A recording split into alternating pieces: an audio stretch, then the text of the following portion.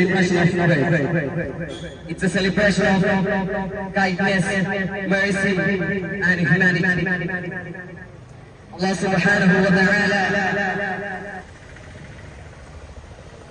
subhanahu wa ta'ala says in the Quran, وَمَا أَرْسَلْنَاكَ إِلَّا رَحْمَةً لِلْعَالَمِينَ.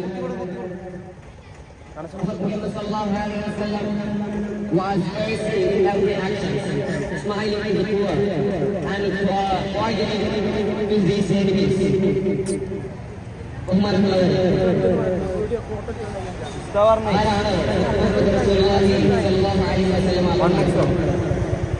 മനുഷ്യ ചരിത്രത്തിലെ ഏറ്റവും തെളിഞ്ഞ അധ്യായമാണ് മുഹമ്മദ് മുസ്തഫ സല്ലല്ലാഹു അലൈഹി വസല്ലം.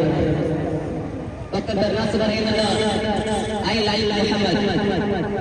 He is a prophet, but also he is a scientist and socialist. എന്തുകൊണ്ടാണ് ഡോക്ടർ ബർനാസ് നബി സല്ലല്ലാഹു അലൈഹി വസല്ലം തങ്ങളെ ഒരു സാമൂഹിക പരിഷ്കർത്താവായി രേഖപ്പെടുത്തിയത്?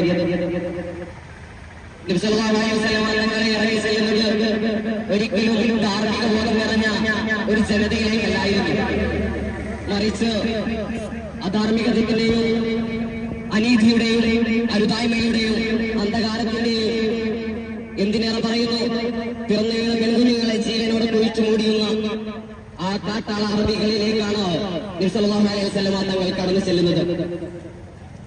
അവിടുന്ന് നബി സല്ലല്ലാഹു അലൈഹി വസല്ലം തങ്ങൾക്ക് ഒരുപാട് പീഡനങ്ങൾ ഏറ്റുവാങ്ങേണ്ടി വന്നിട്ടുണ്ട്.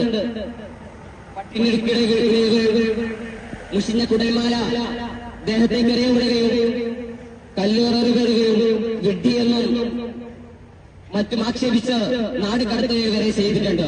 എന്നിട്ടും നബി സല്ലല്ലാഹു അലൈഹി വസല്ലം തങ്ങള് അവിടുന്ന് പരുഷമായി പെരുമാറുകയോ ചെയ്തിട്ടില്ല.